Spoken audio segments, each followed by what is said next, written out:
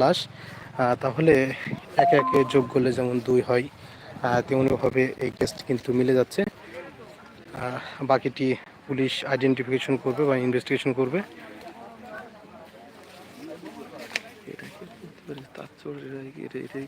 হ্যাঁ হ্যাঁ, এটাই স্থানীয়রা বলছে, এটা বলা যায়।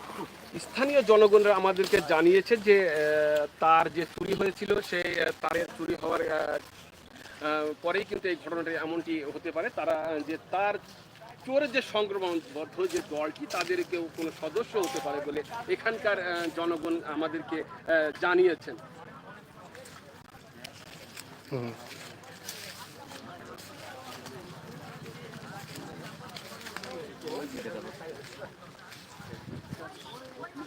তো আপনারা যে যেখান থেকে দেখছেন লাইভটি অবশ্যই শেয়ার করে দিন। আর আপনারা দর্শক যদি নতুন হয়ে থাকেন আমাদের চ্যানেলে, অবশ্যই চ্যানেলটিকে সাবস্ক্রাইব করে রাখবেন। কে কোথা থেকে দেখছেন যদি একটু কমেন্ট করে জানান, বা আপনারা যদি মনে হয় যে আপনার জেলাতে কেউ নিখোঁজ হয়েছে তাও এখানে খোঁজ নিতে পারেন।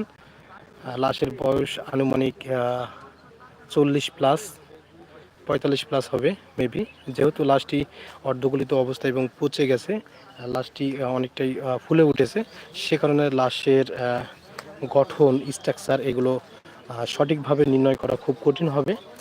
এবং পরনে শুধুমাত্র একটি আন্ডারপ্যান্ট রয়েছে, লুঙ্গিও নেই, তাহলে বোঝা যাচ্ছে। তবে এটা যদি পরিকল্পিত হত্যাকাণ্ড হতো তাহলে সেখানে বিভিন্ন ধরনের সিমটম বা আলামত থাকতো, যেমন জবাহ করা বা হাত পা ভেঙে দেওয়া, বেঁধে রাখা, এই ধরনের কোনো কিছু সিমটম নেই।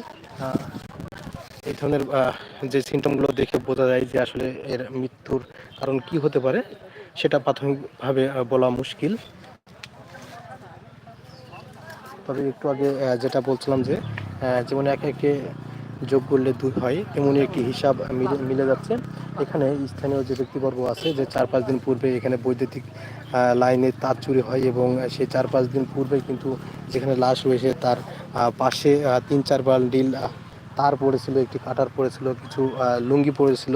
এগুলো দেখে পুলিশ কিন্তু এসে নিয়ে যায়, এবং লাশের যে কন্ডিশন এবং তার যে চুরি হয়েছে সেটাও 4-5 দিন পূর্বে লাশ মৃত্যুবরণ করেছে 4-5 দিন পূর্বে দেখে আনুমানিক মনে হচ্ছে। তো এই জন্য বলছি যে একে একে যোগ করলে যেহেতু 2 হয় বা মিলে যায়, একটা সমীকরণ আপনারা যদি মিলাতে চান বা মিলান তাহলে খুব সহজেই বুঝতে পারবেন। যেহেতু 4-5 দিন পূর্বে এই লাশটি রেখে গেছে মনে হচ্ছে, এবং 4-5 দিন পূর্বে তার চুরি হয়েছে, 4-5 দিন পূর্বেই তার চুরি করার সময় 4-5 বান্ডিল তার যে রেখে যায় তারা নিয়ে যেতে না পারে, তারা নিয়ে যেতে পারেনি। মনে হচ্ছে যে, বা ধারণা করা যেতেই পারে যে যেই দিন তার যে চোর চক্র আছে তার চুরি করতে এসে বান্ডিল করে নিয়ে যাওয়ার পূর্বেই এই দুর্ঘটনা ঘটেছে, তাই তারা তার না নিয়ে এখানে কাটার তার সহ রেখে গেছে এবং লাশটিকে এখানে ফেলে চলে গেছে। যে ধরা পড়ার ভয়ে এরকমও হতে পারে, এটা আমাদের ধারণা।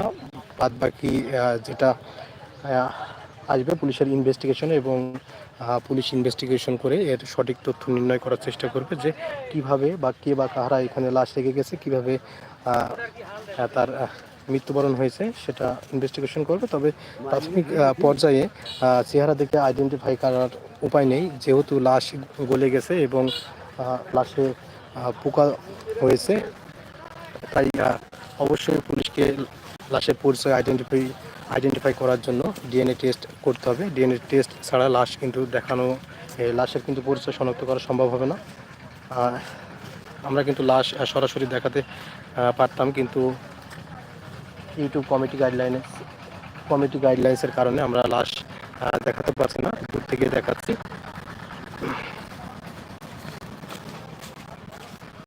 দর্শক, আমরা এখন সামনে যাব এবং কিছু মানুষের জবানবন্দি নেওয়ার চেষ্টা করব।